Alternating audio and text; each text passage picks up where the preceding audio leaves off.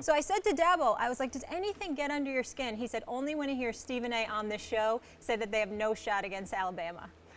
Well, I believe they have a really good shot because they have a really good team, and we've had some great games against them, classic games the last couple of years, and you know, I think they're going to have a really good team this year. Yeah, like the championship game, maybe one of the most entertaining ever. But Coach, I want to ask you this. I was listening to Harbaugh earlier today, the Big Ten conference, and he was saying at the media conference saying that he wants to see the college football playoff expanded beyond 4 teams. Where do you stand on that?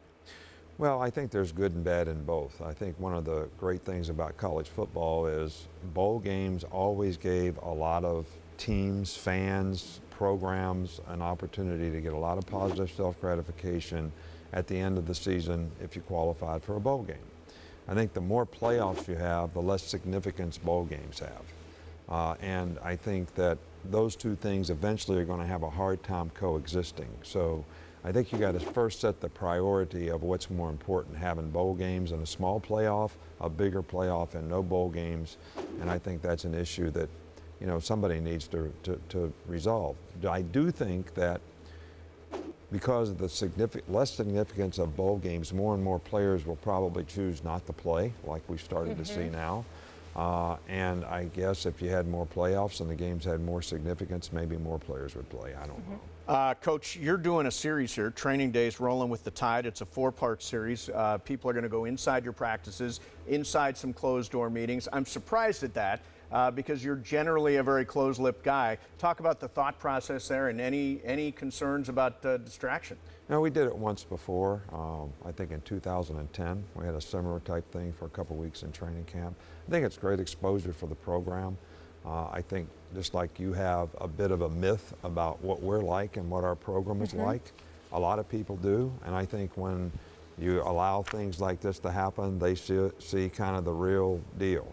And, you know, we do a lot of positive things for our players in personal development, academic support, developing players. A lot of people are having successful careers there on and off the field, and we'd like for people to see it. And it's only going to be during training camp, so it really won't affect the season. I think that is something that I would be a little more skeptical of how that would impact the players. Coach, I've noticed that the number one move in college football is after the season's over, they come and raid your assistants because you've had such a successful program. I know that's something you're proud of. But I've always been curious, who's the voice in your head? You played for Don James, a Hall of Fame coach who won a championship at the University of Washington. You were an assistant under Bill Belichick. You're generally regarded as the most successful college coach ever. Who shaped you? What's the voice you hear when you're trying to make decisions? Well, I think you mentioned two of the guys that had a really significant impact on my development, as well as probably George Perlis at Michigan State, because that's the first responsibility I ever had as a coordinator, right, which was a huge learning experience for me, and he was very helpful in that. But philosophically, systematically, Don James and Bill Belichick were the best people that you could ever be around.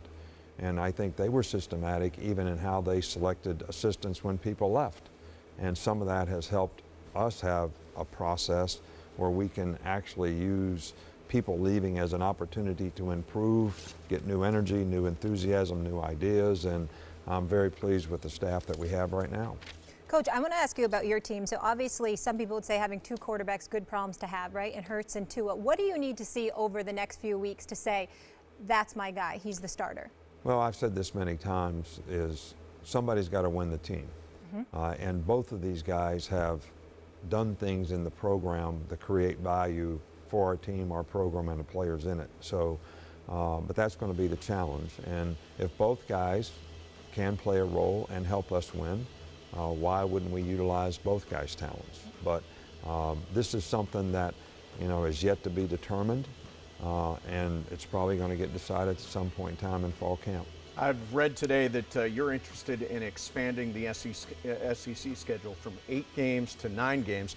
SEC obviously notoriously tough. Why are you interested in that expansion? I think somebody needs to step up in college football and get ahead of, you know, dwindling attendance, people not coming to games, too many games that people are not interested in.